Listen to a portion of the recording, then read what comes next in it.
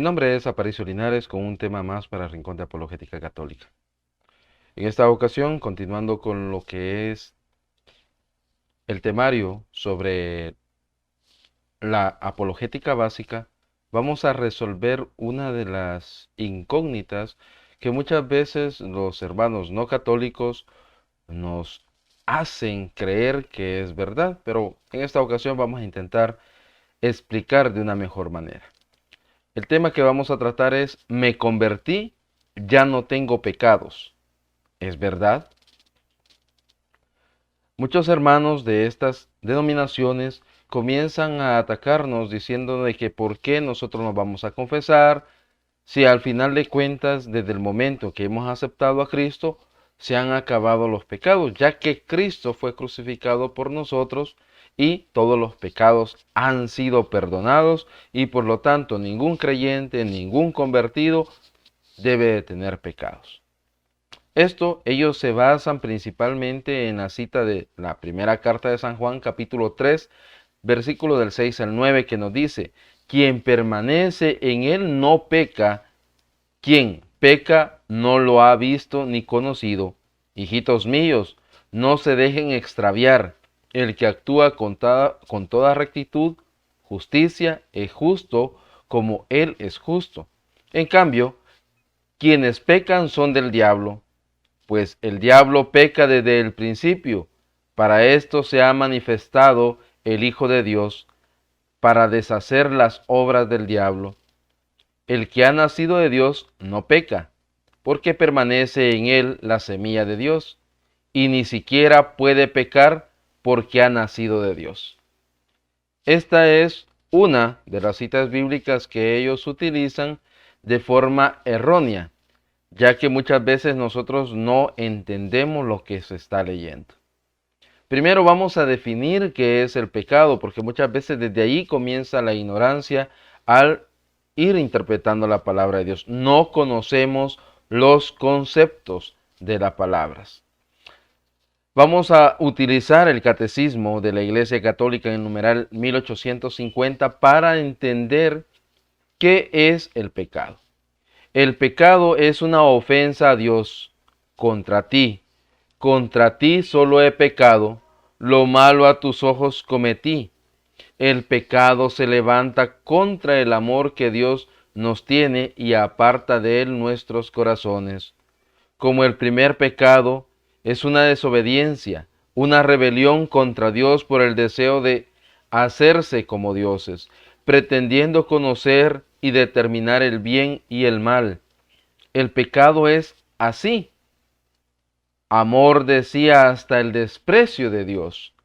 Por esta exaltación orgullosa de sí, el pecado es diametralmente opuesto a la obediencia de Jesús, que realiza la salvación. Esto es lo que nos dice el catecismo.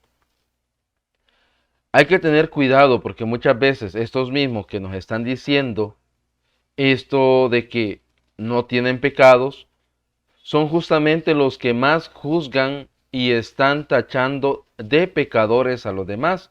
Incluso hay ciertas denominaciones que, al no aceptar sus conceptos, sus interpretaciones erróneas de las Escrituras, comienzan a enviar a todos al infierno mismo. Es decir, juegan el papel de Dios desde ese principio.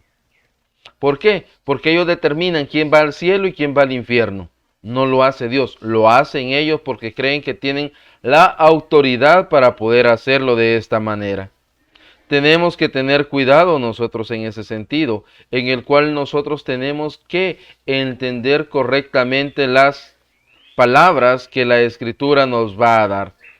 Vamos a tener que primeramente ir a revisar en la misma Biblia, en el capítulo 24, versículo 16 del libro de los Proverbios, nos dice: 7 veces cae el justo, pero se levanta, mientras que los malvados sucumben en la desgracia. Ellos, los mismos que nos dicen que solamente la palabra de Dios tiene que ser necesaria para la interpretación, nos dice la Biblia misma que 7 veces cae el justo, 7 veces se aleja del Señor, muchas veces cae y se levanta. No está hablando de una caída física donde la persona tropezó y cae al suelo, sino en su actuar. Si el justo cae 7 veces, es decir, si peca 7 veces, ¿cómo estarán los demás que no son justos? Ellos se consideran justos, por eso dicen que no tienen pecados. Pero si la Biblia dice que 7 veces cae el justo, entonces significa que por lo menos ellos tienen 7 pecados en ese sentido. Hay que recordar que 7 en la Biblia significa plenitud. Entonces significa que también un justo puede tener la plenitud de los pecados si no se cuida y no se levanta. Hay que levantarse para poder hacerlo. Hay que ver de que la Biblia en muy pocas ocasiones llama justo a los personajes que de ellos está narrándose la vida.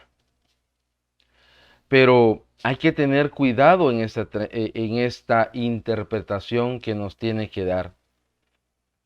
Hay que tener cuidado en la forma en la que actúan, en la forma en la cual se muestran, en la forma en la cual creen que tienen la salvación y la plenitud de todo.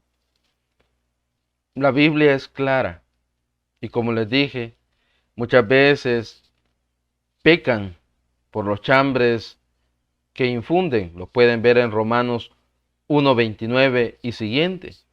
También por difamaciones que pueden hacer en 1 de Pedro 2:1. Ahí vamos a ver que estos son tipos de pecados que alejan de la presencia de Dios. En la misma carta de San Juan, en el capítulo 1, versículo del 5 al 10, estamos viendo la primera carta de San Juan, nos dice: este es el mensaje que le hemos oído y que os anunciamos. Dios es luz y no hay en él tinieblas de ninguna clase.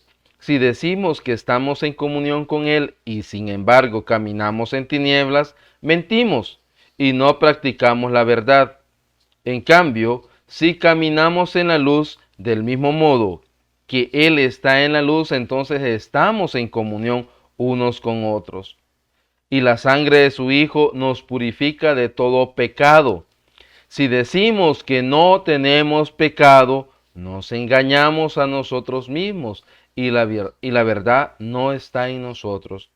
Si confesamos nuestros pecados, fiel y justo es Él para perdonarnos los pecados y purificarnos de toda iniquidad. Si decimos que no hemos pecado, le hacemos mentiroso y su palabra no está en nosotros. Qué profundo cómo empieza San Juan al inicio diciendo estas palabras y después se contradice. O eso es lo que nosotros creemos. Para que nosotros podamos actuar en la verdad, en la luz, tenemos que reconocernos pecadores para que de esa manera Dios nos purifique a través de la sangre de su Hijo. Él nos ha merecido la redención, Cristo. Pero nosotros para acceder a ella tenemos que reconocernos primeramente pecadores. Tenemos que reconocernos primeramente de que nos hemos alejado en algunas ocasiones de su gracia y necesitamos nuevamente ser purificados por su amor y por su bendición.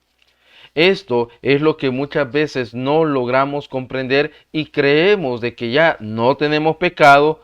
¿Por qué? Porque mencionamos los pecados más grandes, pero los pequeños, que son aquellos que realmente hacen más daño, de esos no nos preocupamos, de esos nos olvidamos, de esos no estamos pendientes.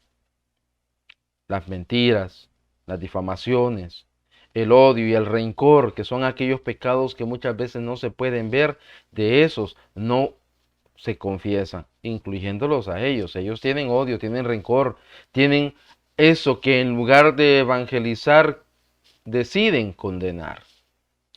Tenemos que tener cuidado. La palabra de Dios es fuerte en este sentido. Y dice la misma palabra: y si decimos que no tenemos pecados, hacemos mentiroso ¿a quién? A Dios.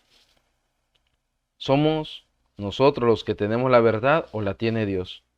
Dios nos dice, todos son pecadores y nosotros decimos, no, no todos somos pecadores, yo no soy pecador. ¿Quién de los dos es mentiroso? ¿Dios o el hombre? Siempre va a ser el hombre, porque Dios es la verdad. Hay que tener eso en mente cuando nosotros comenzamos a buscar. Nosotros tenemos que reconocernos pecadores. Tenemos que reconocernos que Dios es el único que nos puede limpiar. Él es el único que nos puede dar esa verdad. Hay que recordar que la misma escritura en el Evangelio según San Mateo capítulo 7 versículo 21 al 23 nos dice, no todo el que me diga Señor, Señor entrará en el reino del cielo. Primero tenemos que decirle que somos pecadores, que necesitamos de su gracia y recibirla. Claro, esto nosotros lo recibimos a través del sacramento de la reconciliación.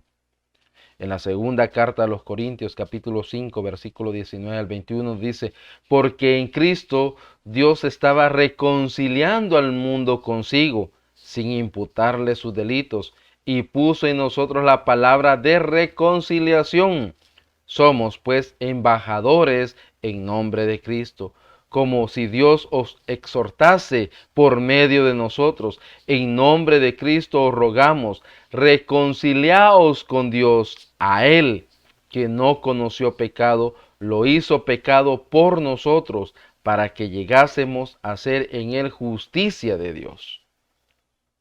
Cuando Él dice, somos pues embajadores en nombre de Cristo, Pablo se refiere a ese estrato del clero que puede darnos la redención, es decir, los sacerdotes y los obispos.